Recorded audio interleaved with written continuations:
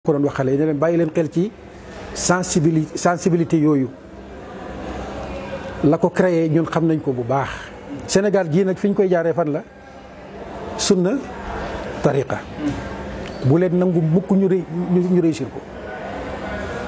na ngeen bàyyi xel lii ma leen di bëgg a wax te bëgg koo tëjee ci mu aju ci tombu ñeenteel bii yëg leen ne am na ay mbooloo yoo xam dañ leen recruter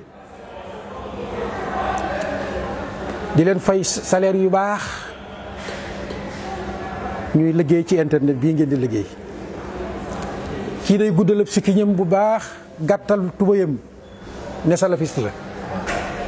di wax lu ñaaw mbokkum tijaanam bi wala mbokkum muritam bi wala mbokkum xaajaram bi. yàlla xam na ne boo toppoon ay mbiram guddeeg bëccëg da nga dem ba fekk ko fu mu toog di naan sàngara. mbubbam mu gàtt moom ak sikkiñam boobu jotewul ak diinam lenn.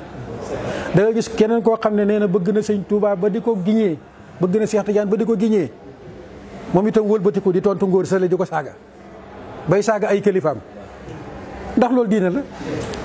kon xam ngeen ne ñaar ñii kenn doonul ci la muy wuyoo kenn doonul ci la muy wuyoo yooyu na ngeen ci bàyyi xel te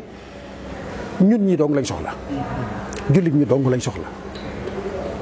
ker bu ñu réussir loolu nag ba yéen ngeen jóg di tojantey bopp ñoom danañ ñëw installé li fi nekkoon ci njëriñ ci suuf si ñu gën ko mën a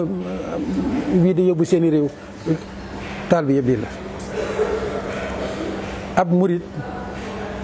bu fekkee dafay roy sa Cheikh Ahmad Bamba rahimahullahu tabaraka wa taala Cheikh Ahmad lam doon wax mooy melal ni suuf lu bon loo am sànni ko ko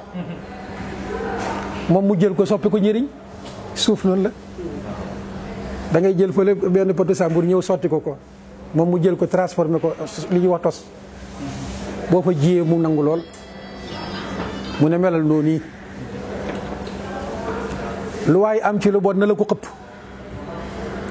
yow nag jëlal lay sa lu baax yëpp nga delloo ko kooku dana xuloo